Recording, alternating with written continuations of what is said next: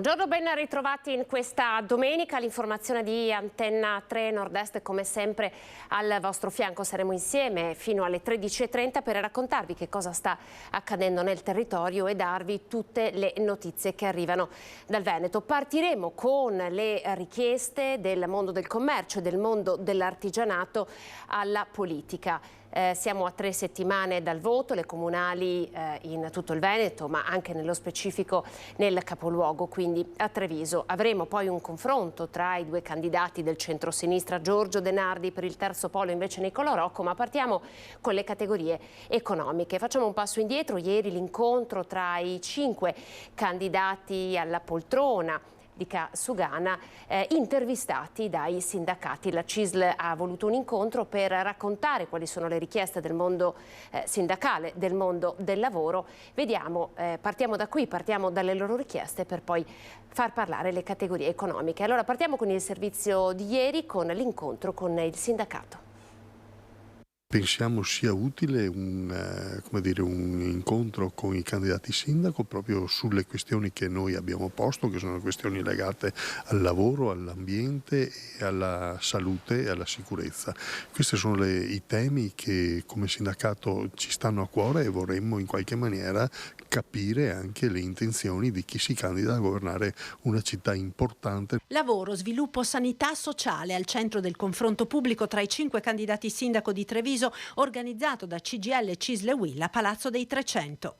Sono queste le priorità per noi che la futura amministrazione dovrà mettere al centro, non solo in autonomia rispetto al resto del territorio, ma soprattutto in collegamento con il resto dei comuni e con il resto delle istituzioni, a partire dalla Regione e dal Governo centrale, perché questa partita rispetto al calo demografico, alla necessità di tutelare le persone e il lavoro, si vince assieme, non si vince solo con il Comune di Treviso. Sanità, che sarà quest'anno anche il filo conduttore del 1° maggio, nel 75° anniversario della Costituzione, e che a Treviso vedrà la manifestazione davanti all'ospedale Cafoncello. Saremo davanti all'ospedale di Treviso come 2 anni fa era dopo il Covid. Quest'anno c'è un'emergenza sanitaria che deve essere messa al centro di tutte le agende delle istituzioni, del lavoro, dell'occupazione e del sociosanitario. Calo demografico sullo sfondo del dibattito per rendere la città più appetibile per le giovani coppie e le famiglie con bambini, sviluppando politiche per contrastare la denatalità. Ma favoriscano anche la gestione della socialità, quindi delle coppie, anche di coppie di chi vuole creare una famiglia e quindi ha la necessità anche di andarci a costruire un futuro essendo aiutato da politiche comunali alle quali noi abbiamo chiesto oggi a tutti i candidati proprio le loro intenzioni. E allora andiamo da Federico Capraro, che mi dicono essere già collegato. Buongiorno Federico. Ascom Confcommercio Treviso, Ascom Confcommercio che ha già organizzato diversi giorni fa un incontro tra i candidati. Siamo ovviamente in fibrillazione, la categoria Il mondo del commercio ha tante domande da fare. Immagino che abbiate avuto le vostre risposte, ma vorrei partire dai temi a voi più cari. La politica deve dare risposte al mondo del commercio, che si è ritrovato ad uscire da questi 2 anni e mezzo di pandemia un po' con le ossa rotte, ce l'eravamo detti, e con un ruolo da giocarsi dei centri storici, ma anche e soprattutto del fuorimura, quindi non solo il centro ma anche tutto il resto della città. Partiamo da qui. Federico, intanto buongiorno. Buongiorno Anna, un piacere rivederci, buongiorno a tutti. Ho seguito con attenzione anche il servizio, ma noi abbiamo fatto delle richieste per il commercio, per il turismo e per i servizi che mirano in realtà a trovare delle soluzioni per la città. Se vive la città, vive il commercio. La città deve vivere 365 giorni l'anno, 7 giorni su 7, quindi c'è tutto un tema di politiche da riattivare sulla residenzialità. Certo c'è il tema delle giovani coppie, c'è il tema delle famiglie, c'è il tema anche degli anziani in città, delle fasce più deboli, coloro che hanno bisogno di servizi. Tutti i temi che noi abbiamo affrontato fianco a fianco dell'amministrazione durante, e questo vale per Treviso ma anche per gli altri comuni, certo, durante la pandemia. Ecco, credo che con la stessa modalità, fianco a fianco, si tratta di trovare le soluzioni, quindi le politiche attive, le strade da seguire perché Treviso, centro storico, ma Treviso nei quartieri, torni a vivere come posso dire, come negli interventi di prima si diceva, ripartendo dalla materia prima, quindi dai trevigiani. Trevigiani che devono crescere nel numero, devono crescere nella frequentazione della città, nell'abitare la città, e chiudo anche trevigiani che devono guardare all'università come bacino per nuovi trevigiani. Gli universitari di Treviso, questo è un obiettivo che dobbiamo condividere con l'amministrazione, devono diventare potenzialmente nuovi trevigiani, quindi un'università che diventa un'attrattiva per coloro che vengono da fuori per evidenti ragioni di studio, ma che poi, se hanno i servizi di cui c'è bisogno, possono fermarsi a vivere e lavorare in città. Allora, di servizi parliamo. Partiamo dalla residenzialità, con la mancanza evidentemente di locazioni in affitto, e ove ve ne fossero i prezzi sono piuttosto alti. Questa mancanza di locazioni in affitto è data anche da, e questo è un po' insomma un tema caldo non solo di Treviso, ma insomma di tantissime altre città che sono particolarmente turistiche. Treviso lo è diventata soprattutto nell'ultimo periodo. Diversi locali sono stati dati in uso agli affitti brevi, no? Quindi diciamo destinati ai turisti e tolti alla residenzialità. Conferma quello che le sto dicendo, e per mettere mano a questo nodo che cosa chiede il mondo del commercio? Lo confermo, è una tendenza che è in atto in tanti centri storici, purtroppo, desertificandoli sia dal punto di vista residenziale che poi vediamo anche dal punto di vista commerciale. Ci sono degli interventi da fare, sono possibili. Oggi è chiaro che non tutti coloro che possono abitare in città possono acquistare una casa. Il mercato degli affitti è un mercato che è bloccato, non esiste, non ci sono spazi, non ci sono appartamenti in affitto. Il tema turistico incide pesantemente in questo senso, perché la redditività di un appartamento a destinazione turistica è, da un punto di vista economico, decisamente maggiore rispetto a quella d'uso residenziale. Quindi proprietari di immobili rivolgono all'uso turistico, alla destinazione turistica, il proprio appartamento perché rende di più. Ma questo cosa comporta? Comporta un'accoglienza per il turista che cresce certamente, però cresce impoverendo la città, perché priva di questi spazi coloro che ci possono abitare e abitarci, ripeto, 365 giorni all'anno. Servono degli interventi. Noi dobbiamo pensare a degli accordi nei quali devono entrare sul mercato delle abitazioni, degli appartamenti, degli spazi con delle agevolazioni. I comuni possono anche garantire questi contratti se sono di giovani coppie, di famiglie che decidono ad esempio di venire a vivere a Treviso. Possono agevolarli, possono incentivarli. Possiamo trovare degli accordi con i proprietari. Questo vale per gli spazi da affittare legati al residenziale, ma questo vale anche per gli spazi legati al commerciale.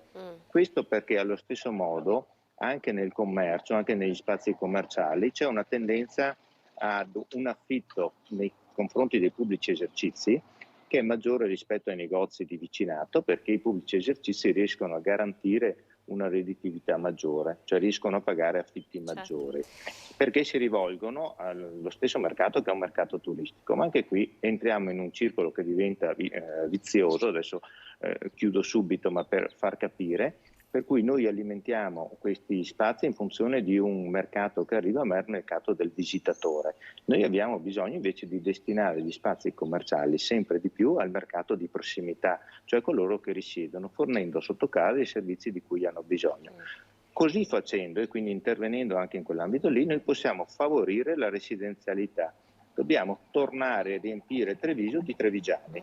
Il turismo serve, il turismo è un grandissimo volano per il commercio, ma dobbiamo trovare un punto di equilibrio tra coloro che vivono, coloro che lavorano e coloro che visitano. Anche perché noi vediamo una Treviso estremamente popolata, viva, frizzante durante il weekend, durante la settimana è un po' impoverita. Immagino che questo ne sia una conseguenza. Come sta andando? Com'è l'andamento degli esercizi commerciali, dei pubblici esercizi durante la settimana, proprio a causa forse, no, di questo spopolamento del centro? Dopo la situazione legata alla pandemia degli anni scorsi, già dall'anno scorso, dalla primavera, precisamente da metà aprile, da Pasqua, c'è stata una fortissima ripresa. La città è tornata a vivere, gli esercizi pubblici sono tornati a lavorare molto bene, gli alberghi, i ristoranti. Quest'anno è un anno che ha una prospettiva pari a quella dell'anno scorso, quindi turisticamente un anno decisamente molto buono. I problemi che oggi attraversano queste attività sono problemi più legati alla mancanza di collaboratori che alla mancanza di clienti. Sembra assurdo, in particolare nella nostra zona, ma è così.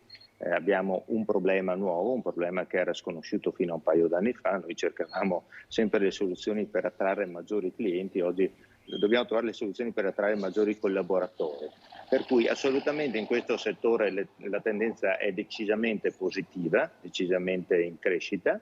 Invece sul commercio a dettaglio ci sono le maggiori difficoltà, anche perché le tendenze del mercato, mentre sul turismo crescono, sul commercio vanno verso altre direzioni, tutto il mercato online e tutte queste nuove proposte che ormai non sono più nuove, di questi grandi centri commerciali nelle periferie della città, che evidentemente attirano, ma al tempo stesso svuotano anche i centri. Per cui ci sono degli interventi da fare. Treviso in questo momento si presenta bella, la città piace per quello che offre, piace soprattutto per la qualità di vita. Coloro che vengono a Treviso vengono per vivere come viviamo noi trevigiani, e questo è un aspetto sul quale noi dobbiamo puntare, perché fa crescere l'identità di questo territorio, fa crescere anche l'orgoglio di appartenere a un territorio così bello, incastonato tra dei patrimoni UNESCO, Venezia, le Dolomiti, le colline del Prosecco, che fanno ovviamente massa nell'attirare i turisti. Però, ripeto, non dobbiamo perdere quello che maggiormente serve, cioè il trevigiano. Due temi, Capraro, che lei in qualche modo mi ha un po' così stuzzicato. Il primo, tra i vari dibattiti nati tra i candidati, la nascita di nuovi centri commerciali. Pensiamo a quello dell'aeroporto, no? In zona aeroporto. Quale pensa debba essere il ruolo di un sindaco nel governare queste nuove urbanizzazioni della città? E il secondo, se esiste un modello, secondo lei, tra le città del Veneto, un buon modello di scelta di pedonalizzazione? Ma sulla prima domanda faccio questo passaggio anche alla luce dell'incontro che abbiamo avuto con i candidati sindaci, organizzato da Confcommercio, Confesercenti e le altre associazioni di animazione della città di Treviso, nel quale l'aeroporto è assolutamente sdoganato e condiviso da tutti che è una grande risorsa, una grande opportunità. Certo che questi fenomeni vanno gestiti, non si può subire la tendenza del mercato, anche da parte dello sviluppo urbanistico, dello sviluppo dell'offerta e anche del consumo del suolo. Gli amministratori locali, in questo caso l'amministrazione di Treviso, deve gestire il fenomeno, deve capire dove può e deve intervenire dando la possibilità di creare questi spazi, e dove può e deve intervenire bloccandoli, perché andrebbero a danno di quartieri che si devono evidentemente popolare, ma soprattutto ripopolare di esercizi di prossimità, di esercizi che siano di servizio a coloro che abitano. Questo è sicuramente un aspetto che abbiamo condiviso. Sul tema della pedonalizzazione, prima della pedonalizzazione sono necessari i servizi che la consentano. I parcheggi, la richiesta chiara di un parcheggio dentro le mura della città di Treviso è una richiesta che è stata ribadita, la richiesta di parcheggi a nord della città, anche in ragione del sempre maggior scarico di flussi provenienti da nord da parte della Pedemontana, una infrastruttura necessaria per il territorio che porterà a grande sviluppo.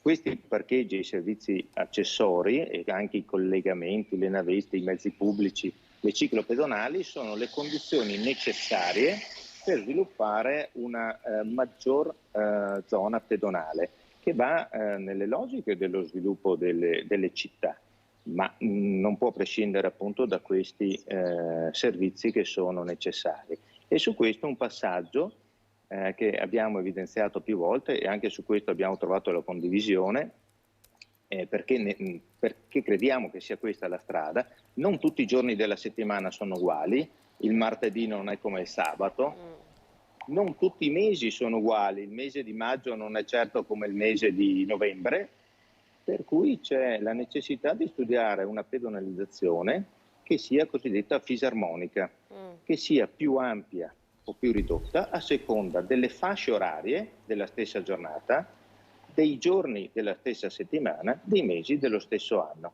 Non tutto va bene dappertutto, bisogna seguire appunto i flussi e mettere nelle condizioni i cittadini, i visitatori di godere della città quando hanno il tempo di goderla e mettere nelle condizioni invece di operarvi, di attraversarla, di percorrerla quando invece le giornate o i periodi dell'anno, come si diceva, portano un flusso che è più di lavoro che se no di turismo. Con questa formula oggi ci sono le tecnologie per attuarla in tempo reale e anche per farla conoscere, credo che si possa assolutamente avere una zona pedonale che vada a crescere in città di Treviso, perché la tendenza è quella di rendere una città più a misura d'uomo.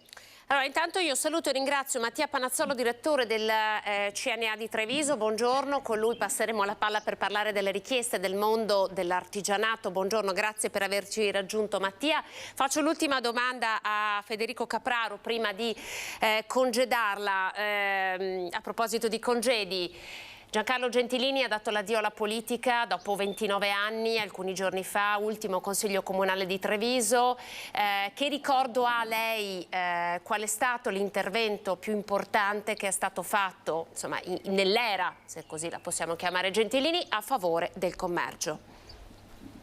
Allora io, se mi permettete, una chiosa del tutto personale, ma devo riportarla. Sì. 3 mesi fa, al rinnovo della mia conferma alla presidenza di Ascom Commercio Treviso, ho ricevuto una lettera da parte dell'ex sindaco Gentilini, scritta a penna, 2 pagine, nel quali, a parte i passaggi di complimenti per la riconferma, mi richiamava su un paio di punti con una precisione, con un dettaglio, 2 azioni che chiedeva venissero fatte e condivise, non solo perché erano da lui, come posso dire, appunto portate avanti, ma proprio per far capire quanta attenzione in un momento così, che era lo scadere del suo impegno politico, dedicasse ancora a un sacco di aspetti. Ecco, io questo segno me lo porto dietro perché credo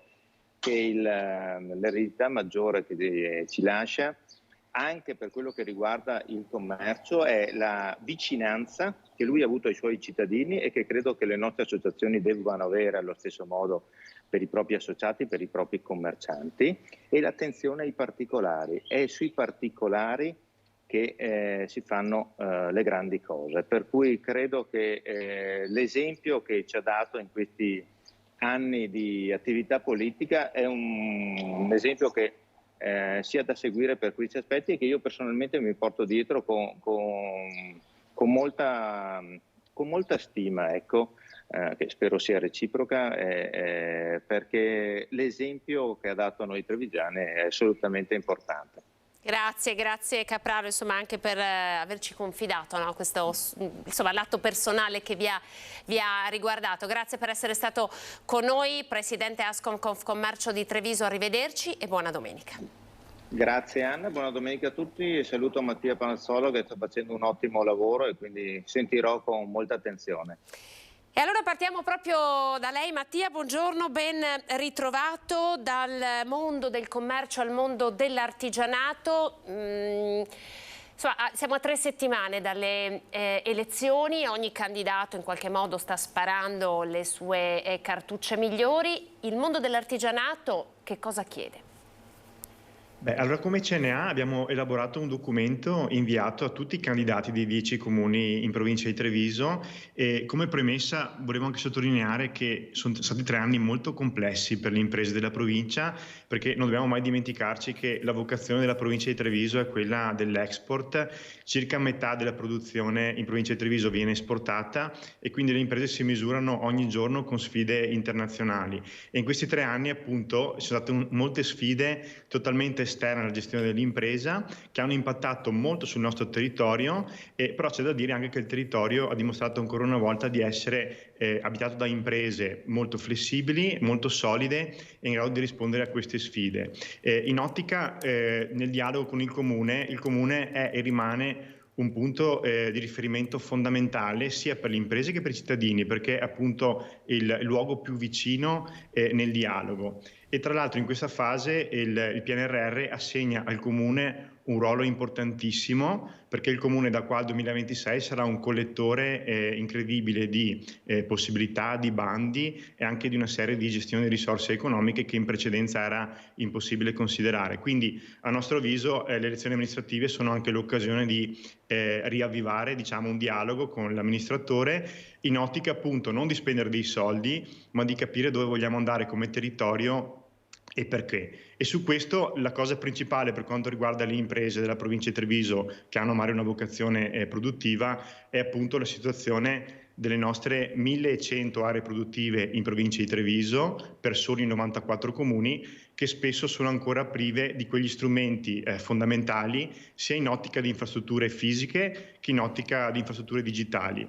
E spesso la competitività dell'impresa termina nel momento in cui esce dai propri cancelli, perché appunto la viabilità è ancora da prendere per mano, da gestire diversamente, e anche a Treviso, ma anche nei centri più grossi, la fibra ottica molto spesso è ancora un optional, quando dovrebbe essere invece l'ABC del fare imprese in questo momento. Ecco, noi crediamo che il PNRR possa essere anche un'occasione per riprogettare diversamente il territorio e c'è bisogno appunto di cambiare marcia sulla gestione delle attività produttive in provincia. Quello che una volta era un vantaggio competitivo del Veneto, ovvero lasciare liberi tutti di fare le proprie cose in maniera anche non troppo organizzata, diventa oggigiorno uno svantaggio competitivo rispetto a altri territori che invece riescono a fare una pianificazione più riuscita. Ci fa un esempio, ha parlato di infrastrutture e viabilità, ci fa qualche esempio concreto?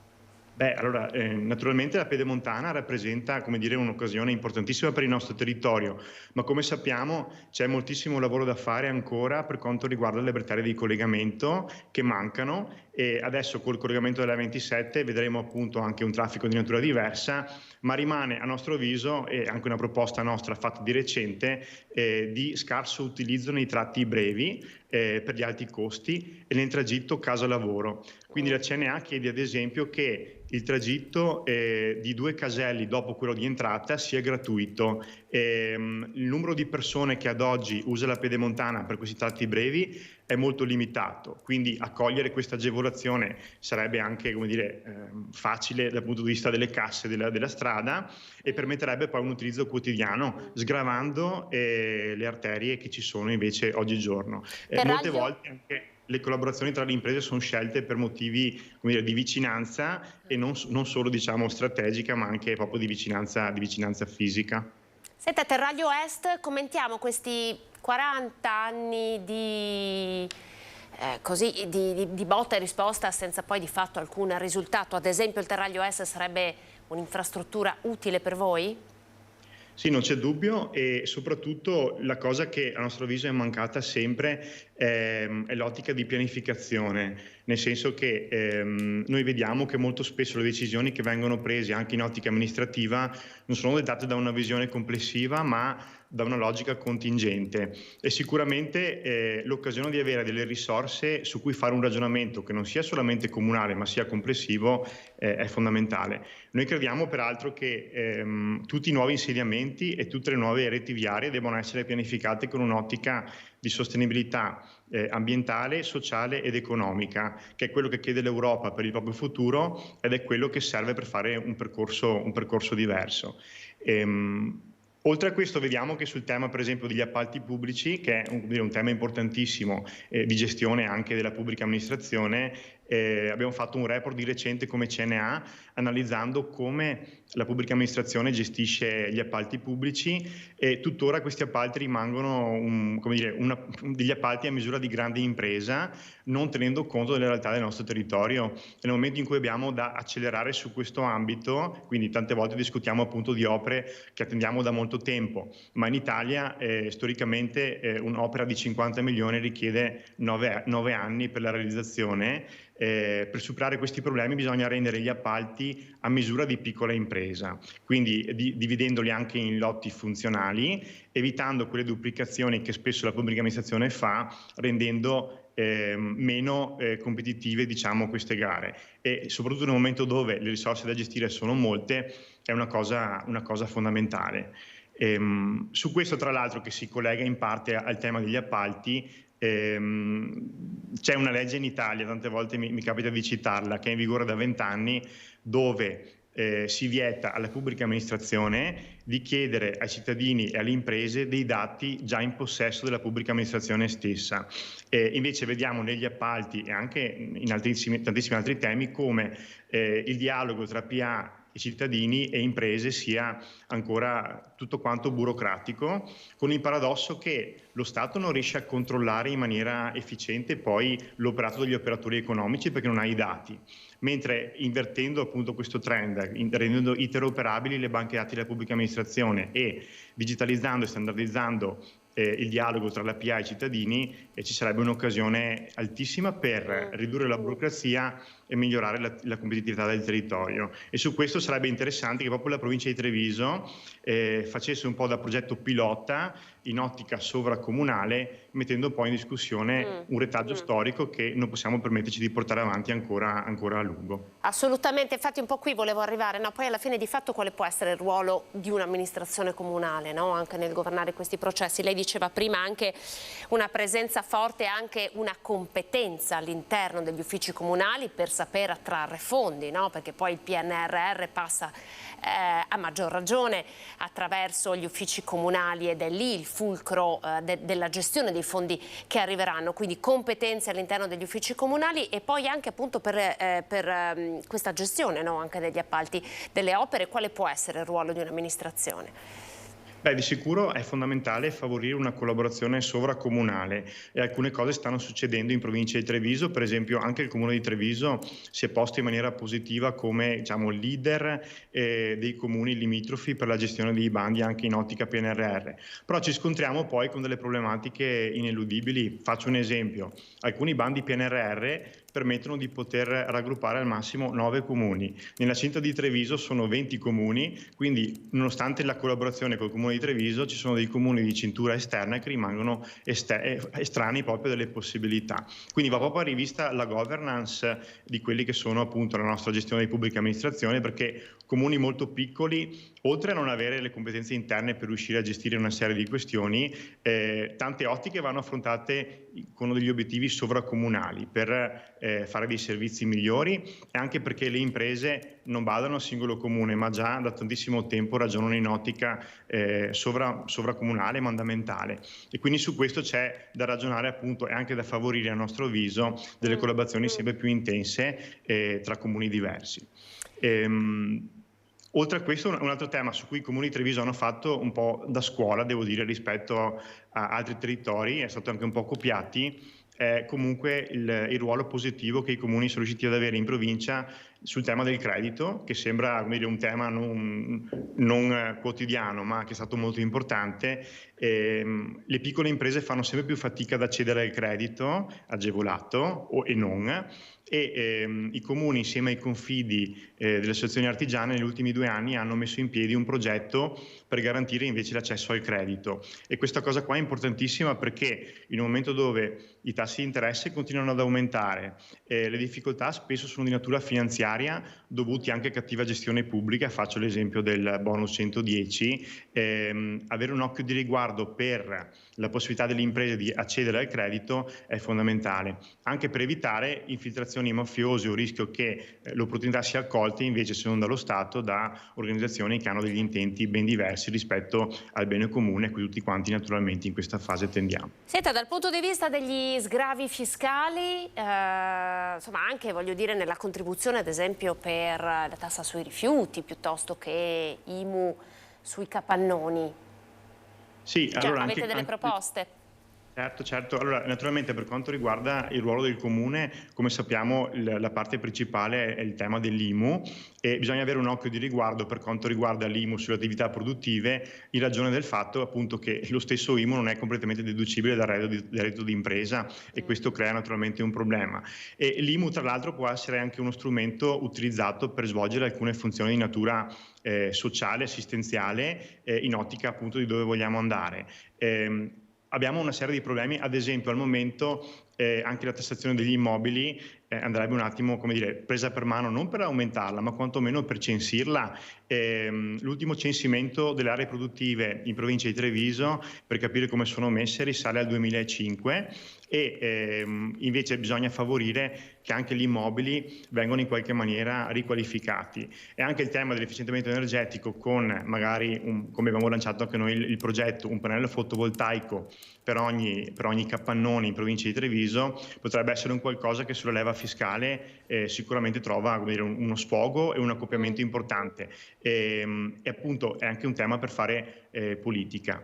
Sull'IMU invece degli immobili abbiamo in provincia di Treviso un problema molto grave anche per quanto riguarda le politiche abitative, e se guardiamo i centri più grossi, Treviso, Castelfranco, Conegliano, degli appartamenti in affitto sono molto complessi da trovare, e quindi il Veneto tra l'altro ha un record abbastanza infelice di un maggior numero di laureati che esce dal Veneto per studiare o per lavorare, minore rispetto al numero di persone che viene nella nostra regione per studiare. E anche il tema di attrarre i talenti e di farli rimanere nel nostro territorio risulta importantissimo. Vediamo che negli ultimi anni sicuramente Milano ha svolto appunto una funzione accentratrice e ha attratto molte capitali, risorse, investimenti, ma la provincia, se vuole essere attrattiva, deve appunto affrontare i temi a tutto tondo, rendendola appunto abitabile, gestibile, con dei servizi che sicuramente può offrire in maniera anche interessante. Quindi su questo credo che serva non fare il compitino, ma affrontare questi temi in ottica collaborativa tra imprese, cittadini e amministratori, sapendo che appunto le cose da prendere per mano sono molte e l'occasione è storica.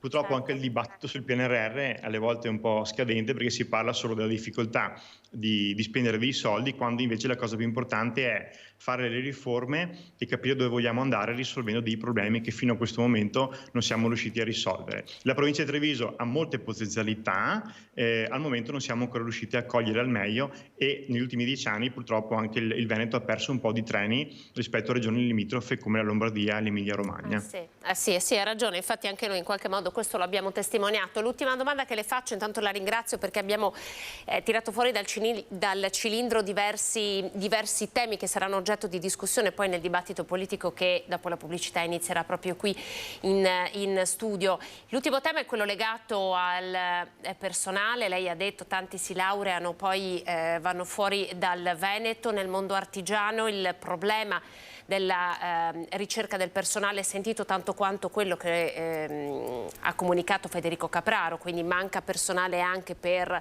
il lavoro nei pubblici esercizi. Immagino testimoni anche lei lo stesso tipo di realtà. Una ricetta per in parte andare a sanare questo problema?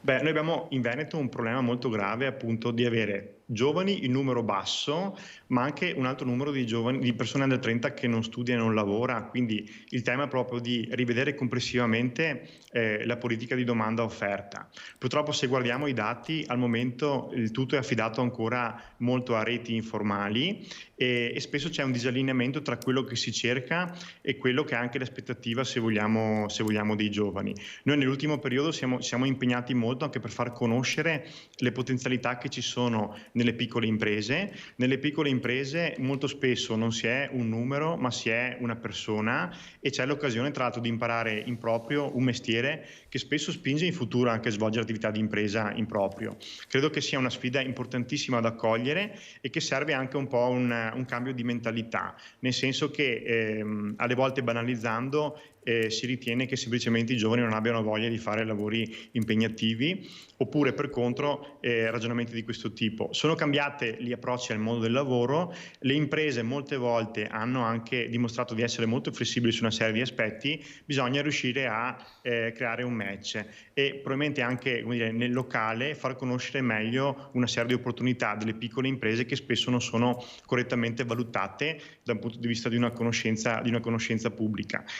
Anche il lavoro dell'artigianato è cambiato profondamente negli ultimi anni, e molte piccole imprese che non sono conosciute come nome operano in maniera tecnologica all'interno di filiere internazionali, e anche questa crisi ha dimostrato che hanno retto la partita in maniera molto importante. E tra l'altro, come anche nel commercio e nell'artigianato, abbiamo anche un tema di demografia di titolari di impresa, no? E quindi è anche far capire ai giovani che sarà importante imparare delle competenze per magari poi creare attività di impresa, che è stato un po' un fattore importantissimo per il nostro territorio, fa capire che non è semplicemente un lavoro, ma una possibilità di avere un riconoscimento di natura umana e professionale per garantire uno sviluppo lungo. Anche su questo credo che serve appunto collaborare in maniera più attenta tra tutti gli attori, quindi le associazioni datoriali, tra Veneto Lavoro e anche tra il Comune, che molto spesso rappresenta appunto un punto di riferimento a cui ci si rivolge. E il dialogo con il mondo delle scuole rimane fondamentale anche in ottica di orientamento, per far capire correttamente quelle che sono le opportunità di inserimento in attività non magari sempre conosciute, come le grandi imprese, che sono però poche in provincia di Treviso, che tutti quanti conoscono. Il famoso problema del passaggio generazionale. Mattia Panazzolo, direttore, grazie per essere stato con noi, CNA Treviso, grazie per gli spunti che snoccioleremo adesso nel dibattito politico. Le auguro una buona domenica, arrivederci. Domenica a voi, saluti, a presto. Arrivederci. Allora, prima di andare in pubblicità, però vi faccio vedere questo servizio, redazione di Venezia, parliamo appunto di PNRR, perché l'Europa ha bocciato l'utilizzo dei fondi per costruire uno stadio e un palazzetto dello sport a Tessera. Vediamo che cos'è successo. L'Europa non finanzierà la realizzazione del Bosco dello Sport di Tessera con i fondi del Piano Nazionale di Ripresa e Resilienza. L'annuncio è arrivato dal Ministro per gli Affari Europei Raffaele Fitto. Il mese ulteriore di riflessione concesso dalla Commissione Europea per valutare il progetto ha confermato ciò che già filtrava da Bruxelles, tanto che appena una settimana fa era stato lo stesso vice premier Matteo Salvini a criticare la scelta del Comune di Venezia. Se ti danno dei soldi per la sostenibilità, l'innovazione, la riduzione delle emissioni, ma tu li usi per uno stadio, aveva detto al Gazzettino, evidentemente fai una scelta quantomeno bizzarra. La notizia è stata accolta in comune con stupore e contrarietà, in attesa di conoscere le motivazioni di una scelta che all'amministrazione di Venezia pare più politica che tecnica. Diversa la lettura del Partito Democratico. Per la segretaria cittadina Monica Sambo, perdere 93 milioni di investimenti pubblici rappresenta una sconfitta epocale della giunta Brugnaro. Ricordiamo che le opposizioni a tal fine, ancora nell'aprile del 2021, avevano presentato un insieme di proposte che avevano 3 punti cardine: ambiente, casa, lavoro. E da queste proposte e da questi principi che bisogna ripartire fin da subito per intercettare le risorse europee e dare un futuro alla nostra città. Daniele Giordano, segretario generale della CGIL di Venezia, parla di una notizia sconcertante per quanto prevedibile, ricordando le perplessità del sindacato sul fatto che il progetto potesse essere condiviso dall'Europa. Per questo Bosco dello Sport abbiamo già impegnato l'avanzo del bilancio dell'anno scorso e di conseguenza è fondamentale capire quale sia la copertura finanziaria, se non sia il caso piuttosto di rivedere il tutto, magari anche chiedendo ai privati perché non se lo finanziano loro questo palasport e questo stadio, come accade in altre città italiane, anzi. Di sconfessione a tutto campo che arriva dall'Europa e della sconfitta di chi pretendeva di accaparrare soldi pubblici per interessi che erano in massima parte privati, parla invece Giovanni Andrea Martini di Tutta la città insieme. Dalla municipalità di Venezia a Murano Burano, la consigliera delegata Sara Arco chiama alla mobilitazione. Ora il 27 ci sarà un consiglio comunale e invito i miei concittadini a venire insieme a me in consiglio comunale e chiedere tutti insieme le dimissioni di questo sindaco che troppo spesso ha regalato brutte pagine per questa città. Ci fermiamo, andiamo in pubblicità, poi al rientro qui con i candidati Giorgio De Nardi e Nicolò Rocco. Vi aspetto.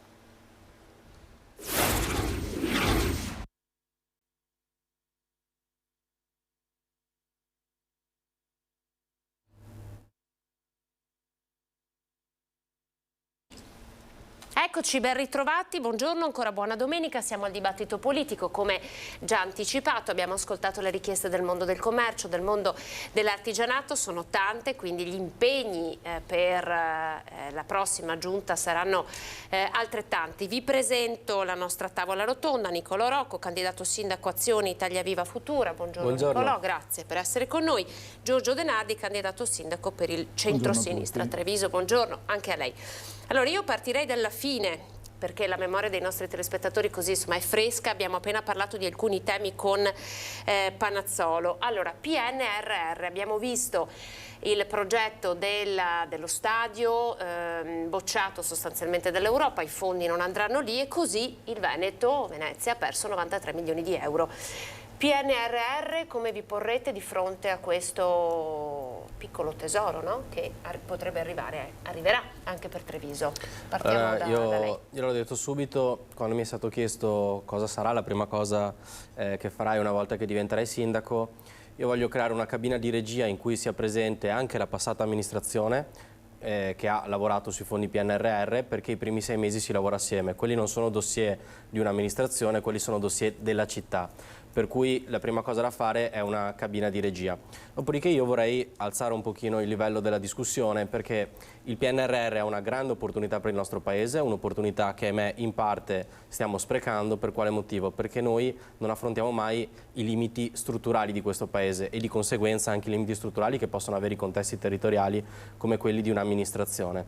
Qual è il ruolo di un'amministrazione? Il ruolo di un'amministrazione è quello di essere capofila di un progetto molto più ampio. Per cui bene, per esempio, che noi parliamo della Grande Treviso, ma Grande Treviso oggi cos'è? È un tavolo di lavoro in cui il Comune di Treviso mette assieme i comuni con termine. Noi invece dobbiamo fare il salto di qualità, noi dobbiamo arrivare ad avere un comune, quindi un'amministrazione, poi magari ci vorranno 10 anni, ma un'amministrazione unica con Treviso che fa un processo di acquisizione, di fusione con gli altri comuni, che porti la città ad avere almeno 150.000 abitanti.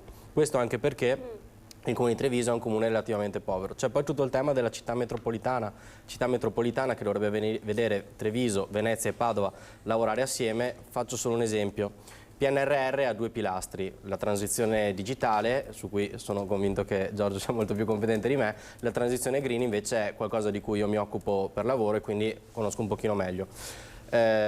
Transizione green che vede per esempio Padova essere una delle città, sono 7 in Italia capofila per quanto riguarda andare verso la carbon neutrality, quindi riuscire ad avere emissioni nette di CO2 zero, che è il grande obiettivo del nostro tempo. Padova è una delle 7 città indicate, sicuramente l'aria che noi respiriamo è la stessa a Padova, a Treviso e a Venezia. Dovrebbe essere Padova capofila di un grande ragionamento in cui noi non siamo ancillari ma in cui siamo protagonisti, quindi mi verrebbe da fare questo ragionamento. Servono competenze, serve visione, servono amministrazioni che ragionino anche oltre il PNRR. Quindi saper dialogare, lei dice dialogare con la passata amministrazione, ma dialogare anche con le altre amministrazioni delle altre città del Veneto. Giorgio Denardi, PNRR, da dove partirebbe?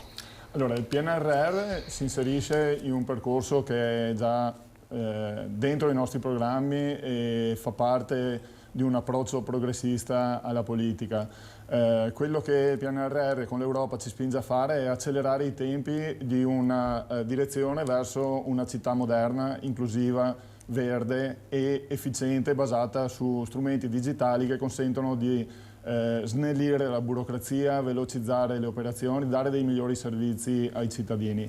Questo è possibile farlo in modo molto più intenso e veloce grazie ai fondi dell'Europa e grazie alle direttrici dell'Europa che vanno seguite perché sono esattamente nella direzione strategica che guideranno il futuro del nostro Paese e della nostra città. Quindi secondo me Treviso deve avere un suo progetto strategico che deve vedere la progressiva alleggerimento della città del traffico dalle fonti inquinanti per sostituirla progressivamente con un ambiente molto più a misura d'uomo, dove c'è molto più verde, ma verde vero, non greenwashing annunciato e poi non realizzato, perché a Treviso manca il verde. Abbiamo il 92esimo posto come qualità dell'aria proprio perché abbiamo fonti di riscaldamento molto inquinanti e un traffico che ci soffoca. Quindi bisogna affrontare velocemente questo problema dando la giusta direttrice agli investimenti, evitando di andare a impigliarsi dentro progetti che non funzioneranno mai come quello del Park Vittoria, piuttosto puntando su park multipiano prefabbricati che in 6 mesi riescono a metterli giù. Serve una visione strategica e servono delle decisioni che ci consentono di mantenere i tempi sui progetti che andiamo a realizzare, sia nel green che nel digitale. Il digitale consente al comune di essere molto più veloce, più in grado di dare un servizio ai cittadini, ma nell'attuale programmazione del comune, dell'amministrazione comunale di Treviso, praticamente non c'è nulla che cambierà il servizio ai cittadini. Questo perché c'è solo un intervento tecnico che sostituisce un software, ma che alla fine il cittadino non vedrà nulla. CNA parlava di fibra ottica e parlava di infrastrutture, le bretelle dalla Pedemontana, il Terraglio Est. Di questi progetti, intanto cosa ne pensa ovviamente? Allora, chiaramente tutti siamo per il consumo di suolo zero, c'è però un consumo di suolo che è funzionale anche ad un principio di sostenibilità. Chi si occupa di sostenibilità sa che la sostenibilità non ragiona per massimi sistemi, ma ragiona in maniera pragmatica per bilanciamento di interessi. Se io, per esempio, attraverso il completamento della viabilità secondaria, come succederà con il quarto lotto e con il Terraglio Est, anche se noi rispetto al Terraglio Est avevamo preferito la liberalizzazione della 27, ma nel momento in cui si fanno queste opere viabilistiche, diciamo così, secondarie, se io sgravo il traffico ho le macchine che vanno a delle velocità ridotte, quindi ci sono meno emissioni, frenano di meno, perché il grande problema delle PM10 per quanto riguarda il traffico veicolare, che comunque è una parte residuale delle, delle emissioni PM10, è molto meno legato alle combustioni per i motori, ma è molto più legato alle pastiglie dei freni e all'attrito dei pneumatici, che aumentano nel momento in cui c'è traffico. Per cui qual è il ragionamento? Noi, se vogliamo andare a sgravare il PUT, che oggi è purtroppo la vera tangenziale di Treviso, e quando è stato fatto il PUT c'era un progetto che oggi è realizzato al 10%, dobbiamo andare a fare le opere di mitigazione secondaria. Quindi significa che per quanto riguarda la Pedemontana purtroppo noi non siamo riusciti ad accedere a fondi che vadano a lavorare sulla parte di mitigazione. Sul Terraglio Est dobbiamo chiedere la mitigazione, dobbiamo chiedere una serie di opere relativamente piccole, quindi sto pensando in questo caso per quanto riguarda il quarto lotto alle rotonde in strada ovest, per quanto riguarda invece il Terraglio Est all'apertura di una passerella ciclopedonale che colleghi i due lati del Sile. Questo perché se io favorisco anche una mobilità dolce, le strade che faccio saranno strade utilizzate in maniera intelligente e non congestionate dal traffico. Quindi dal punto di vista infrastrutturale lei propone queste opere? Sono opere di mitigazione, a volte anche due rotonde, sembra di no, ma possono fare la differenza, un sottopasso può fare la differenza. E per quanto riguarda le ciclabili, io lavorerei sulle nuove ciclabili, come per esempio questa passerella pedonale che colleghi i due lati del Sile. Altra valutazione, noi abbiamo già delle ciclabili che per oggi sono difficilmente utilizzabili, quindi la prima opera che farei per quanto riguarda le ciclabili è la messa in sicurezza delle attuali ciclabili. Penso a quelle in strada ovest, che è tutto tranne che una vera ciclabile. Denardi, infrastrutture, so che lei appunto non era d'accordo sulla Pedemontana, ne avevamo già parlato. Oggi che una Pedemontana c'è, cosa ne pensa? E poi parliamo anche di Terraglio Est. Io penso che la programmazione sia completamente fuori tempo e fuori luogo, nel senso che si realizzano progetti pensati 20 o 30 anni fa, quando il mondo era diverso. Adesso il mondo sta andando in una direzione diversa, appunto, e bisogna che da un lato ci sia un progetto strategico, appunto, che metta in fila tutti i progetti secondo un obiettivo che sia chiaro di lungo e lunghissimo termine, ma che agisca immediatamente per portare dei risultati subito a casa e non dopo 20, 30 o 40 anni con dei costi enormemente cresciuti. Io ho contestato alla Pedemontana i costi e i tempi con cui è stata realizzata. Non contesto in assoluto le opere infrastrutturali stradali. Vanno però pensate e realizzate guardando avanti e non indietro. Io ho la sensazione, lo ripeto, che stiamo guidando con lo specchietto retrovisore, quindi guardiamo quello che era il passato e dove andiamo. Non andiamo avanti, perché non si può guidare così. Quindi servono autostrade digitali, servono altri strumenti per far correre questa città e questo paese.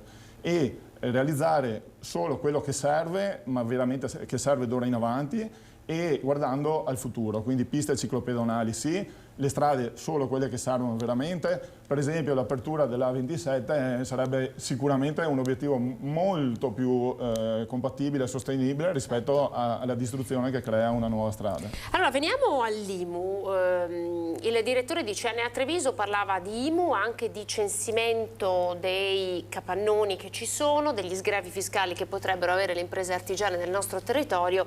Che cosa può fare, che cosa pensa che sia sostenibile per una sua ipotetica amministrazione, Rocco? Allora, la leva fiscale che ha un comune in realtà è assolutamente limitata. È difficile lavorare su leva fiscale per avere dei grandi risultati. Sicuramente le associazioni di categoria hanno fatto un lavoro, io so che sia CNA che Confartigianato hanno fatto con il Demanio un grande lavoro per censire migliaia di capannoni abbandonati, di strutture abbandonate. Allora il ragionamento che può fare un'amministrazione è cercare di fare in modo che il territorio sia attrattivo. Si parla chiaramente di, chiamiamole così, cabine di regia in cui le associazioni di categoria siano molto presenti, in cui si ascoltino però anche le associazioni di categoria. Ecco, la valutazione che a me viene da fare è anche legata, diciamo, alla qualità del personale politico. Quando il personale politico, il personale amministrativo viene da percorsi che prevedano il coinvolgimento delle associazioni di categoria, i percorsi all'interno di partiti dove la mediazione è un aspetto fondamentale, hanno anche quella forma mentis che è capace di aggregare le persone rispetto alle risoluzioni di problemi complessi. I problemi chiaramente sono complessi. Noi oggi a Treviso dobbiamo sicuramente lavorare sulla rigenerazione urbana. Come lavora il Comune sulla rigenerazione urbana? Attraverso il piano degli interventi. Il piano degli interventi che deve prevedere, diciamo così, un cemento zero attraverso magari lo strumento dei crediti edilizi, per cui cerchiamo di lavorare sui luoghi che sono abbandonati attraverso più che delle leve fiscali, attraverso la capacità di un comune di dimostrare che c'è attrattività. Oggi noi dobbiamo porci questa riflessione e questa domanda. Treviso è una città attrattiva per la fascia 25-35, perché anche le dinamiche demografiche chiaramente incidono sul ragionamento che può fare una forza economica che vuole ragionare sul poter fare un investimento su un territorio. Quindi è un ragionamento chiaramente di sistema e di insieme. IMU, capannoni, che cosa può fare un comune? Lei Denardi. Allora, a me piace sempre ragionare pensando ai problemi come fossero delle opportunità e in realtà così è. Quindi se oggi mi trovo con tante case sfitte e tanti capannoni vuoti, posso pensare che queste case, questi capannoni possano trovare una nuova vita anche a basso costo, perché esistono già, sono lì vuoti, fermi. Cosa posso fare come sindaco per mettere in moto questo meccanismo? Sicuramente l'IMU è un'azione che va fatta nel senso di alzare al massimo livello per le case, i capannoni sfitti e magari toglierlo per quelli che sono affittati. Questo sicuramente aiuta. Poi posso agire creando delle condizioni di favore per chi ristruttura e restaura degli edifici già esistenti piuttosto che concedere dei nuovi lotti. Nel momento in cui io definisco che non concedo più nuovo territorio da consumare e quindi impegno chi vuol fare chi ha bisogno di nuove costruzioni al riutilizzo di quello che ci sono già, questo è potente. È una regola potente che va fatta rispettare, perché oggi questo non c'è e le cose che funzionano meglio in Comune di Treviso sono le nuove lottizzazioni, i centri commerciali che fioccano ovunque e quindi questo filone va fermato, perché altrimenti continuiamo a costruire e a costruire del nuovo sul nuovo e mantenere il vecchio non utilizzato. Allora, siamo alle parole del presidente Ascom Confcommercio di Treviso che raccontava di una Treviso frizzante, ricca durante il weekend per i turisti, per le persone che arrivano anche magari dalla provincia, ma insomma di un centro storico che piange durante la settimana con poche persone, ovviamente Treviso città spopolata. Andiamo alle vostre ricette per il ritorno dei trevigiani in città. Allora, la leva chiaramente è duplice, da una parte servono i residenti, dall'altra servono i servizi, quindi gli uffici. Il grande problema di Treviso è che le amministrazioni precedenti hanno fatto una cittadella piani e hanno spostato la provincia e solo tra cittadella piani e provincia se ne sono andate 1500 persone che ogni giorno lavoravano all'interno della città. Anche i residenti chiaramente sono importanti, per cui il tema del ripopolamento del centro storico è fondamentale, ma come si ripopola il centro storico? Aiutando per esempio le giovani coppie a scegliere di vivere a Treviso, e la leva sulla quale noi abbiamo avuto una divergenza rispetto al Partito Democratico non può essere quello degli alloggi ERP. Il Partito Democratico dice noi riserviamo una quota di emergenza abitativa per le giovani coppie, quello è un altro lavoro, quello è un lavoro sulle marginalità. Noi dobbiamo lavorare sui ragazzi che magari iniziano ad avere un primo stipendio ma non possono permettersi un mutuo, e su quello noi lavoriamo attraverso un fondo di garanzia che aiuti a sgravare l'affitto, quindi lavoriamo sull'affitto. C'è un altro tema che riguarda i residenti del centro storico ed è il tema parcheggi.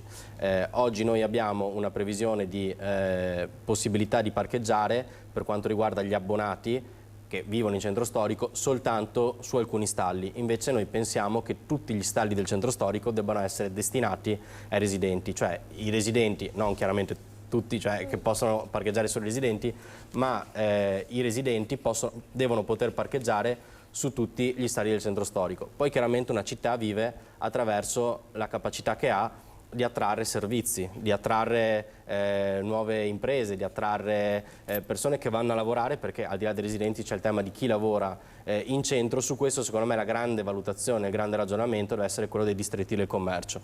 È una valutazione che è rimasta sempre un pochino sospesa. Noi abbiamo bisogno, diciamo, di disegnare la città cercando di capire quali sono le aree in cui ha senso aprire un bar, ma noi sappiamo insomma che bar nascono, muoiono, e invece dove ha senso magari aprire dei servizi che possano essere dei servizi che durano H24. Su questo anche il tema della pedonalizzazione è un tema che va affrontato seriamente, perché se noi pedonalizziamo senza tener conto delle attività che ci sono, diamo il foglio di via ad alcune attività. Se io sono un fiorista, se io sono un ferramenta, è chiaro che devo aver bisogno di un carico-scarico anche per chi arriva, altrimenti se pedonalizzo da zero è un foglio di via per la mia attività. Quindi la sua pedonalizzazione, se c'è, se è immaginata, da dove partirebbe? Da Piazza Duomo. Poi io concordo con la proposta del Presidente Capraro e di Ascom della pedonalizzazione a fisarmonica, ovvero una pedonalizzazione che faccia un ragionamento serio sui giorni e sulle aree della città. A lei, Denardi. Io non sono d'accordo sulla fisarmonica, diciamo, perché si devono creare delle abitudini, si devono creare delle certezze, altrimenti le persone non sanno se, come, quando è possibile entrare in città e dove vado a parcheggiare, eccetera. Quindi il primo tema è spostare le auto e collocarle facilmente vicine alla città, con dei parcheggi molto ampi che possono essere collocati per esempio alla stazione dei treni, all'ex Foro Boario, e l'utilizzo dei parcheggi già esistenti velocemente, che già ci sono, tipo il Miani, la Piani e il Dal Negro, possono essere collegati con una navetta che velocemente collega il centro, in modo da dare delle certezze di rapidità e facilità di accesso alla città. Questo sicuramente vale sia per i residenti, vale per i turisti, vale per chi viene a lavorare ogni giorno in città da fuori. La città oggi dentro le mura vede un numero di abitanti di 6.800 circa, nel secolo scorso siamo arrivati a 20.000, quindi è chiaro che questo è un problema che va affrontato, e uno dei problemi principali è quello dell'auto, insieme alla casa, perché se devo abitare in centro, non trovo un garage e la casa mi costa almeno 1.000 euro al mese, in città non ci vado a vivere, quindi la città invecchia, i giovani se ne vanno, perdiamo il nostro futuro, quindi noi dobbiamo puntare moltissimo sull'età strategica dai 20 ai 40 anni, età in cui si decide dove si costruisce la propria vita, dove si fanno i figli, dove si lavora, e se vado via a quell'età lì e non torno più, la città tendenzialmente si impoverisce in modo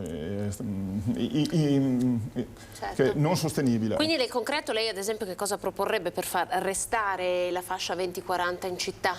Noi dobbiamo lavorare innanzitutto sul posizionamento della città. La città ha bisogno di specializzarsi in qualcosa in cui è molto forte. E allora, secondo me, la città è molto forte nella qualità della vita, in quello che può offrire in termini naturalistici, in termini artistici, culturali, sportivi e proprio di qualità della vita complessiva, che però in questo momento è deteriorata da questo soffocamento del cemento e delle auto che toglie spazio alla qualità della vita dei cittadini.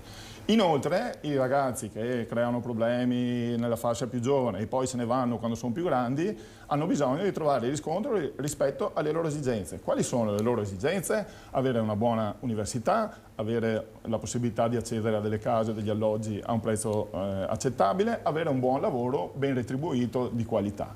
Questo è lo scopo che noi, oltre alle attrattive del tempo libero, quindi sport, cultura, iniziative varie, dove possiamo contare su una rete di associazioni, di cooperative, volontariato, eccetera, fortissimo, che è un patrimonio straordinario che noi dobbiamo mettere in pista come comune, come una regia e un indirizzo di tutte queste realtà per metterle a fattor comune e darle la possibilità di esprimere il massimo delle loro potenzialità. Allora vi faccio un esempio che arriva dalla città di Padova, se ne è discusso nelle varie campagne elettorali e ora potrebbe venire imposto da un'amministrazione di centrosinistra lo stop alle attività del centro storico a mezzanotte. È il classico bilancio equilibrio che ci deve essere tra i residenti. Sapete che insomma Padova ha le varie piazze, ci sono diversi residenti del centro storico e le attività e l'intrattenimento. Adesso le attività chiudono alle 2 di notte, la proposta è farle chiudere a mezzanotte per trovare appunto questa forma di equilibrio. È un tema importante perché anche da qui insomma chi va chi non vuole la confusione chiede che insomma a mezzanotte tutto si spenga e allora magari sceglie di venire a vivere in città, e poi però ci sono anche gli interessi dei commercianti, dei pubblici esercizi che hanno bisogno di lavorare. Come vi ponete di fronte a questa proposta? Come la giudicate? Io sono per le aperture, io sono per la vita, la città ha bisogno di vivere, la città ha bisogno di essere attrattiva per i giovani, diciamo che se i giovani se ne vanno la città muore, allora dobbiamo dare anche l'opportunità ai giovani di aggregarsi in maniera sana. Io preferisco che dormire un'ora in meno ma che i giovani si aggreghino tutti assieme in un contesto di un certo tipo piuttosto che si aggreghino in piazza Borsa alle 4 di pomeriggio in maniera maleducata e quindi insomma viva una città viva. Dopodiché magari si può fare anche un ragionamento sulle zone, non tutte le zone chiaramente sono uguali, c'è anche una densità residenziale che va tenuta in considerazione. De Nardi? Io non penso che sia tanto un problema di il tipo di regole che si dà, ma vanno definite delle regole. Il problema è, intendo dire, che non c'è una regola oggi e non è applicata nello stesso modo per tutti. Quindi la comunità, qualsiasi comunità, ha bisogno di avere delle regole e che siano fatte rispettare per tutti. Diritti e doveri devono essere uguali per tutti. Non può esserci che c'è l'amico del potente che può fare quello che vuole e chi non è amico del potente che invece viene sacrificato. Questo vale per gli orari dei locali, ma vale per qualsiasi cosa. Quindi all'interno della comunità del Comune di Treviso manca questa sensazione. I cittadini mi stanno manifestando un disagio molto forte perché non vengono rispettati i diritti e i doveri da parte di tutti. Quindi questa è la prima cosa che farei quando sarò sindaco, perché una comunità, io l'ho imparato nella mia azienda, ha bisogno di avere delle regole certe e che vengano fatte rispettare, perché se io concedo, definisco delle regole e poi non le faccio applicare, quello che disciplinatamente le applica viene penalizzato rispetto a chi non le applica. Allora, bisogna che ci sia un punto di compromesso giusto tra le esigenze dei giovani e degli esercizi e quelle dei cittadini che abitano, che non hanno quell'età lì e che hanno bisogno comunque di essere protetti nel loro bisogno di tranquillità.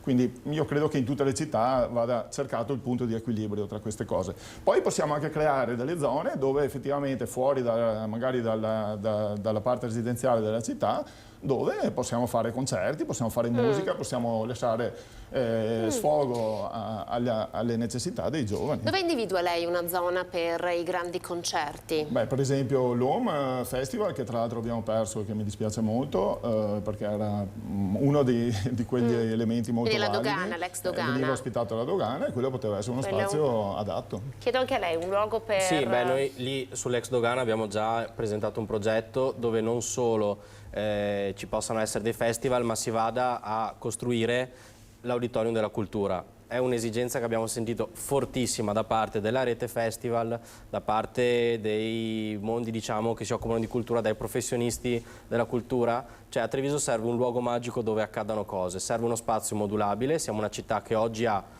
o i 700 posti del teatro comunale o i 500 dell'auditorium Casamarca con una serie di problematiche, ha il teatro Eden che è chiuso, ha tutte le altre strutture che hanno al massimo 100, diciamo, posti a sedere. Serve un auditorio modulabile sul modello di quello di Padova, chiaramente in scala un po' più piccolo, ma un posto modulabile dove ci siano sale prove, dove ci siano sale concerti e quella dimensione che può essere propria di Treviso, che di certo non può essere il concerto degli U2 a Wembley, ma può essere il concerto da 2000-2500 persone all'interno di una bomboniera. Allora, in chiusura starei sulla cultura, visto che lei ha lanciato un po' questo tema. Come giudica cosa è stato fatto per la cultura in questi 5 anni? Sono state fatte diverse mostre, ma comunque delle scelte. Come le giudica e che cosa farebbe lei di diverso? Allora, Istituirei un ufficio cultura per i fondi europei, nel senso che ci sono molti fondi, sia nazionali che europei, a cui le associazioni possono accedere e non può accedere soltanto l'amministrazione. Ci sono associazioni che possono accedere a diversi finanziamenti, serve un tutoraggio per accedere ai fondi. Sicuramente questo spazio, questo auditorium della cultura è fondamentale, dobbiamo recuperare il Teatro Eden, che è un teatro bellissimo, dobbiamo recuperare il Teatro delle Voci, è di fondazione, ma si può fare un ragionamento assieme. Va sostenuta la rete festival, Treviso ha dei festival bellissimi, ora come ora non ne farei di nuovi, andrei a investire sui festival attualmente presenti e tutti assieme facciamo un ragionamento per Treviso Capitale Italiana della Cultura 2027, perché quella è la prima data utile per candidarsi. Chiudo, secondo me è fondamentale riportare una grande mostra. Bene che ci sia che ci siano mostre magari che valorizzano. Sì, serve una grande mostra che sia in relazione con quello che si fa e che nasce dal territorio, però una grande mostra serve. De Nardi? Sì, allora Treviso ha dimostrato di saper fare delle cose straordinarie nell'ambito culturale e ci sono ancora dei festival che sopravvivono nonostante tutto, come Carta Carbone, Comics, eccetera. Però abbiamo perso tanti altri festival molto importanti come Tra, come Sole e Luna e come vari altri. Abbiamo perso le grandi mostre, abbiamo perso la gestione del teatro comunale, quindi io considero questi 5 anni drammatici dal punto di vista culturale e è fondamentale rilanciare tutto quello che c'è come fermento culturale per dare una mano oltre le mostre belle che vengono fatte, perché la mostra di Martini è sicuramente importante e molto interessante. Però dobbiamo andare oltre i confini delle mura, perché oggi ci stiamo molto concentrando sul nostro ombelico, che è un bel ombelico, ma non basta, il mondo non è solo il nostro ombelico, quindi abbiamo bisogno di andare fuori, di portare dentro molte esperienze e culture diverse dalla nostra, per arricchirci oltre le nostre radici, per creare un bellissimo... Chi vorrebbe lei in città come mostra? Cosa le piacerebbe? Non ho... piace in modo particolare l'arte moderna e contemporanea, però questo è un gusto mio. Io vorrei avere un assessore, voglio avere un assessore alla cultura che sia non solo un tecnico, ma che sia capace di gestire un lavoro di squadra e che sia un buon manager per attivare tutto quello che potenzialmente Treviso potrebbe fare, sia lavorando con le associazioni, sia lavorando con la collaborazione con altre città. Per esempio ci troveremo nei prossimi giorni con Verona, Padova, Rovigo e anche Rovigo per esempio, che pur più piccola di Treviso sta facendo delle cose egregie nell'ambito culturale e quindi credo che dovremo mettere in rete le nostre facoltà venete ma anche fuori dal Veneto per fare rete e sviluppare un sistema culturale. Un sistema diffuso. Cultura di Treviso. Grazie Nicolò Rocco, candidato sindaco Azione Italia Viva e Futura, grazie per essere stato con noi, altrettanto Giorgio De Nardi, candidato sindaco per il centro-sinistra a Treviso, grazie per essere stati in nostra compagnia. Io saluto e ringrazio Cristian Demma, Associazione Furti in Corso, per essersi collegato. Cristian, buongiorno, tra poco parleremo di sicurezza, resti collegato con noi, devo solo andare in pubblicità, voi telespettatori, pochi secondi e poi parleremo di sicurezza, vi aspetto.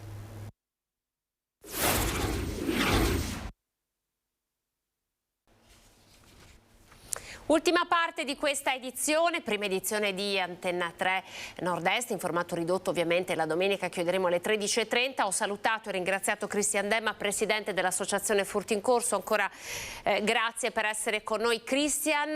La invito a guardare questo servizio che vi facciamo vedere, che poi commentiamo assieme, l'intervista al ministro Nordio, perché ci potrebbe essere la carenza di organico nei palazzi di giustizia all'origine della scarcerazione del rapinatore di Refrontolo. È stato scarcerato, una notizia inaspettata. Vediamo come l'ha giustificata il ministro Nordio. La responsabilità maggiore risiede comunque nella scarsezza di risorse che sono a disposizione della giustizia. In quello che definisce un momento delicato nei rapporti tra Ministro della Giustizia e Magistratura ed evitando di conseguenza di alimentare polemiche, Carlo Nordio ipotizza che ci siano gli organici ridotti negli uffici giudiziari all'origine della mancata trasmissione degli atti da Treviso a Venezia che ha portato alla scarcerazione del rapinatore 46enne Gary Peruzzetto, ritenuto responsabile responsabile, insieme ai 2 complici, della rapina alla tabaccheria dell'81enne Edda Doro a Refrontolo e di altri 2 colpi a Massanzago e Santa Maria di Sala. Tabaccaia che, venuta a sapere della liberazione del rapinatore, non ha nascosto il suo sconforto. Naturalmente comprendiamo benissimo il disagio e il dolore della vittima. A Treviso, come a Venezia, come in molte altre città del Veneto, mancano le strutture minime in termini di cancellieri, segretari, che sono indispensabili per far funzionare la giustizia. Sono come i barellieri e gli infermieri e i caposala degli ospedali. Il chirurgo può essere il più bravo del mondo, come i nostri magistrati sono molto bravi e preparati, ma se non hai un'assistenza tecnica e strumentale adeguata, alla fine queste cose possono accadere, proprio perché la carenza di risorse rende possibile anche la lentezza della trasmissione degli atti. Questo quadro, aggiunge il ministro, non significa che l'episodio specifico, il mancato rinnovo dell'ordine di custodia cautelare di Peruzzetto, non vada ricostruito e approfondito, ma aggiunge occorre indagare le circostanze in cui si è verificato. Dopodiché si trarranno le conclusioni. Dopodiché si trarranno le conclusioni, ma non possiamo non commentare questa notizia così in apertura con Christian Demma, che ha dedicato una parte della sua vita anche attraverso la creazione di questa associazione a raccontare dei casi di microcriminalità che ci sono nel nostro territorio, a informare la popolazione. Ecco un caso di questo tipo, una rapina ad una signora anziana e il rapinatore scarcerato per una dimenticanza. Intanto come la commenta? Io la commento, vorrei proprio agganciarmi alla parola e la frase che ha detto Nordio, no? Dicendo, però aggiungendo una frase finale, e quindi, cioè, ok, manca personale, c'è carenza, abbiamo un problema, forse è stato un errore, via, e quindi, cioè, ci dobbiamo ritrovare ogni volta così o c'è anche un progetto per sistemarla sta cosa? Perché poi che manchi personale e che abbiamo carenza di personale, penso che lo sappiamo già tutti. Non occorreva che lo dicesse nessuno, scusate i termini un po' forti, ma mi pare anche normale, perché ne abbiamo viste di queste cose abbastanza brutte nel tempo. Quindi il concetto è capire come possiamo affrontarne poi di queste situazioni, perché se un errore è un errore, qualcuno dovrà pagare e a mio parere dovrebbe funzionare un po' come sempre, no? Anche nel privato. Una cosa del genere va lasciato a casa una persona che ha sbagliato in maniera così incredibile. Però poi bisogna anche trovare il modo per sistemare queste situazioni. Io so che Treviso non è l'unico palazzo di giustizia che ha questi problemi, però bisogna mettere in campo delle forze e creare la situazione perché queste cose non succedono più, perché poi il senso di insicurezza del cittadino è totale, no? Infatti lo vediamo sui post. Tanto cosa succede se lo prendono? Niente. E qua è la dimostrazione di ciò. Questo secondo lei ha causato anche insomma, questa così un po' poca fiducia, no, nei confronti poi del sistema giustizia, ha causato anche la voglia dei cittadini che magari subiscono dei furti di non denunciare, cioè di vedere insomma, la denuncia come in qualche modo una perdita di tempo. Possiamo immaginare, alla luce di tutte le denunce che arrivano online al gruppo Furti in Corso, che poi siano denunce che non si traducono in un effettivo passaggio ai carabinieri? Ma certo, questa è una battaglia che noi portiamo avanti veramente da una vita, di dire a tutti di fare la denuncia. Poi però c'è l'altro punto di vista, no? Perché noi continuiamo a dire che la segnalazione viene anche fatta magari al 112, vengono chiamati regolarmente, 112 o 113 che sia. Il problema poi è che quella non si traduce, secondo me, per un bel 70% in no, non faccio denuncia. Perché? Perché devo prendermi la giornata di ferie, perché comunque non mi hanno fatto nulla se non i danni, quindi non sono assicurato e quindi non faccio la denuncia. Questo comporta sia un problema a livello poi di distribuzione delle forze dell'ordine, come diciamo sempre, ma anche proprio una sfiducia, perché dicono ma tanto anche se denuncio, guarda cosa succede, per un errore o per una dimenticanza o per mancanza di personale, addirittura uno che mi fa una rapina, quindi una cosa diversa da un furto in abitazione anche a livello giuridico, me lo lasciano a casa? E quindi che senso ha che io, come faccio io la battuta sempre, che io signora Maria vado a fare la denuncia dai carabinieri?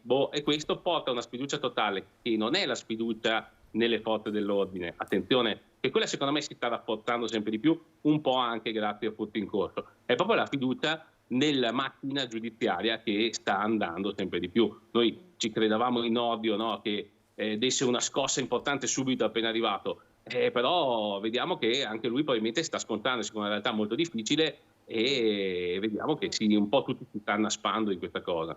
Perché farei veramente un passo indietro anche per spiegare ai nostri telespettatori perché lei ha sentito la necessità di fondare questo gruppo. Ma io l'ho sentita molti anni fa quando sono stato vittima totale di una rapina in casa, quindi non di un furto, dove c'è stata una violenza domestica, nel senso che mi volevano sfondare la casa mentre io tenevo la porta finestra blindata ancora con le mani, con la famiglia dentro. Quindi da lì, diciamo, senza andare nei dettagli, ho capito che dovevamo aiutarci tra di noi e far sì che tutti i vicini, nella maniera più veloce possibile, venissero a sapere dove potevano battere i ladri, no? Poi da lì si è fatta sempre di più, e quindi perché se io so, ormai abbiamo visto le tratte che fanno spesso da noi, no? Quindi adesso nell'Alto Piave, nel Basso Piave, dalle parti nostre di Comuni di Carbonera, Lantago, diciamo quasi un po' a prevenire gli spostamenti dei ladri. Questo fa sì che uno subisce un po' più di attenzione, quindi chiude le finestre, le porte, attacca l'allarme e magari scampa un furto in più.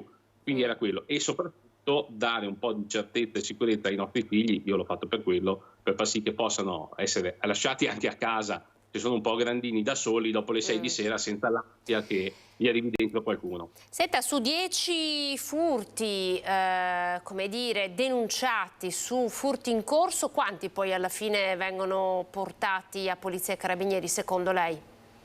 Secondo me un 30%.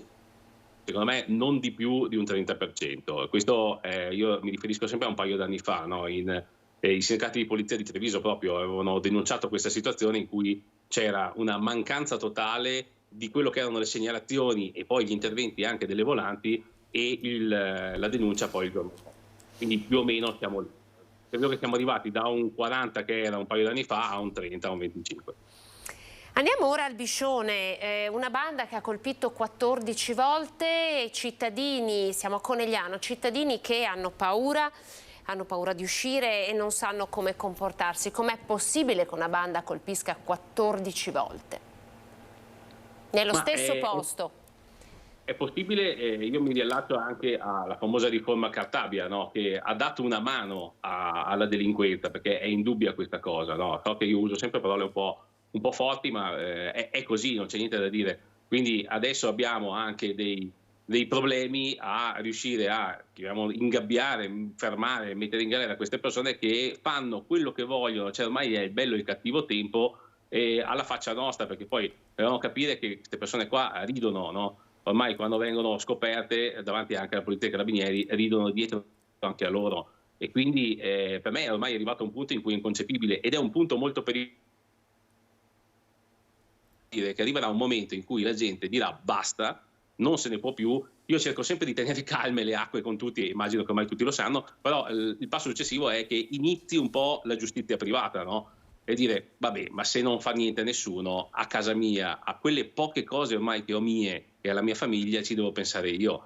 È ovvio che noi diciamo sempre non fatelo perché non esiste, però comincia a diventare difficile quando dall'altro lato si vede che non c'è una punizione, una pena certa. Finché non metteranno queste famose pene certe, ci sarà questo senso di arrabbiatura e di insoddisfazione di giustizia che è incredibile, e secondo me dalle istituzioni è un po', diciamo, si fa finta che questa cosa non ci sia, perché purtroppo è pericoloso. Senta, sono aumentati i furti, secondo lei è aumentato il numero di persone, anche un po' alla luce di quello che ci sta dicendo, che ha delle armi in casa, ad esempio? Beh sì, a me chiedono sempre lumi su acquisti di armi e via dicendo. Io consiglio sempre a tutti, perché è un altro peso in più da tenere a casa, sia a livello di sicurezza personale e sia anche se la portano via diventa veramente un calvario, e bisogna poi sopravvivere anche con la paura che abbiamo armato anche una mano che magari prima non era armata. Però resta il fatto che i furti stanno man mano aumentando, lo dice anche l'ultimo studio che era venuto fuori, secondo me un po' più veritiero dei soliti, come stanno aumentando anche, lo stiamo vedendo visibilmente ogni giorno, truffe di continuo, perché anche quello ormai è un reato che è depenalizzato totale, quindi ormai c'è questo totale di fatto tutto e dicendo. Senta, prima, insomma, siamo in odore di elezioni ovviamente, prima avevamo dato il via a un dibattito politico sulla base delle richieste del mondo del commercio, del mondo dell'artigianato. Come sono i rapporti che Furti in Corso riesce ad avere con le amministrazioni comunali? Allora, seguendo un po' l'iter che ho proseguito poco tempo fa, ho mandato varie missive via PEC a tantissimi comuni, circa una quarantina, e diciamo di risposte ne ho avute 12-13, di cui anche 3-4 però seccate dalla richiesta fatta. E quindi ero arrivato addirittura a un bivio di dire non so neanche se mantenere aperta Frutti in Corso o chiuderla. Poi diciamo che ho visto un raggio di sole, se mi permette, quando sono andato ieri l'altro da Treviso a fare un incontro con il sindaco, con il comandante del Gallo, dei Vigili e anche con il vicecomandante, quando ho visto, ovviamente sappiamo che Treviso è un po' capostipite della sicurezza, nel senso che si danno da fare, ma quando hanno detto sì, ci siamo, adesso finalmente i tempi sono maturi per fare un tavolo con voi di Frutti in Corso. Partiamo e facciamo qualcosa di concreto, iniziamo a fare delle serate, iniziamo a fare informazione, condividiamo informazioni con voi di Frutti in Corso, perché ormai abbiamo capito che l'associazione dà qualcosa e dà tanto ai cittadini, e quindi diciamo, questo mi ha dato un po' di smalto, cosa che ho ricevuto anche dal comune di Filea, con altri diciamo un po' più in sordina, con qualche comune c'è una buona intesa, e quindi questo mi ha dato veramente un aiuto, uno smalto in più per dire effettivamente forse stiamo facendo qualcosa di buono, no? Basta aiutare una persona e si è raggiunto lo scopo di un anno di lavoro.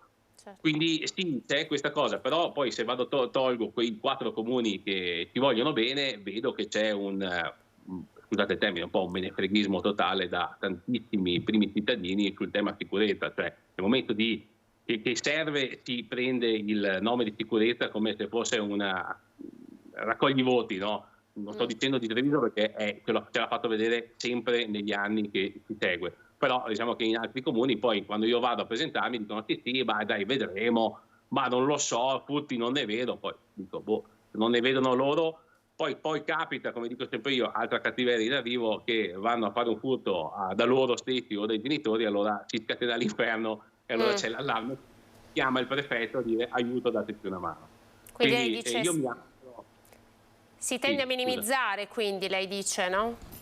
Ma sì, io capisco che vogliono anche minimizzare per non creare un allarmismo che potrebbe trasformarsi in qualcosa di peggio, però non bisogna neanche andare totalmente dall'altra parte e minimizzare così quando ci sono proprio furti ufficiali, adesso meno perché la stagione diciamo dei furti è un po' più bassa, però poi quando sarà ottobre, novembre, dicembre dire ma sì è stagionalità, ormai lo sappiamo, non si può giustificare con una stagionalità di furti, quello bisogna lavorare per abbassarli, perché azzerarli non è possibile, però abbassarli si può e ci si deve dare una mano tutti insieme. Grazie Cristian Demma, presidente dell'Associazione Furti in Corso, grazie per essere stato con noi, arrivederci, buona domenica. Grazie, buona domenica a voi. Arrivederci. Una lettera al Premier Giorgia Meloni perché faccia riaprire il caso archiviato del marito morto sul lavoro a soli 25 anni e la battaglia della giovane vedova Andrea Soligo che non si ferma. Vi facciamo vedere questo servizio.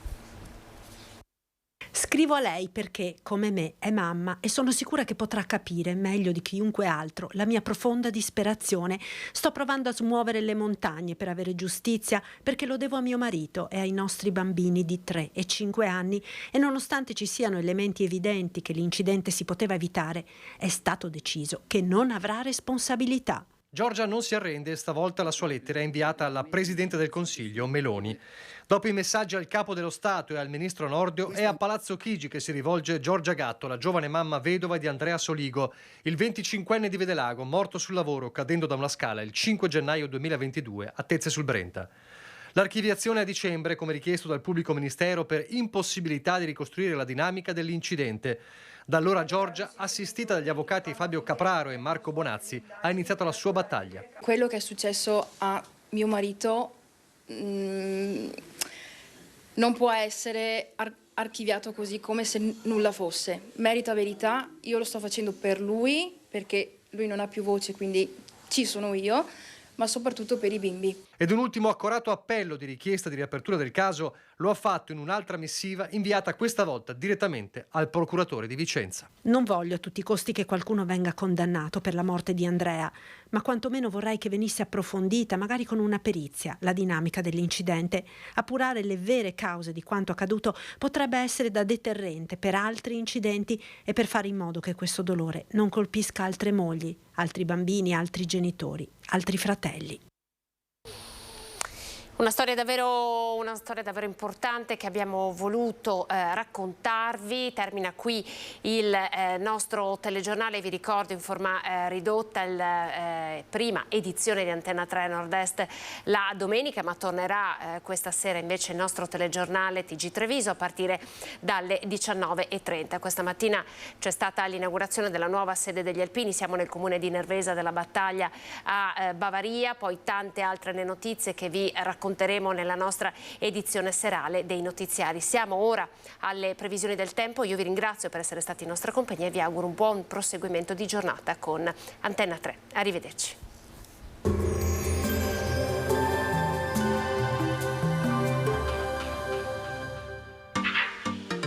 Tremonti, attrezzature e materiale per saldatura professionale a Montebelluna. Benvenuti al meteo. La pressione atmosferica torna a diminuire, attendiamoci un veloce peggioramento del tempo. Vediamo insieme il dettaglio. Sul Veneto la grafica di domenica 23 aprile ci mostra un contesto alquanto variabile. Difatti in mattinata prevarrà il sole, col passare delle ore più nubi e crescente probabilità di precipitazioni a carattere sparso. Temperature con contenute variazioni di carattere locale, minime tra 8 e 13 gradi, massime tra i 18 e i 23 all'incirca. Spostiamoci ora sul Friuli Venezia Giulia, dove inizialmente avremo ampie schiarite, a seguire aumento della nuvolosità con piogge in genere moderate, anche abbondanti nel corso della notte. Temperature minime tra 10 e 11 gradi, massime sui 19-20 all'incirca. Infine diamo uno sguardo alla situazione del Trentino Alto Adige, dove avremo schiarite e annuvolamenti più consistenti nel corso del pomeriggio, dove saranno probabili anche delle precipitazioni. Temperature minime intorno a 9-11 gradi, massime sui 22-23 gradi. Dal meteo di Antenna 3 per ora è tutto. Arrivederci.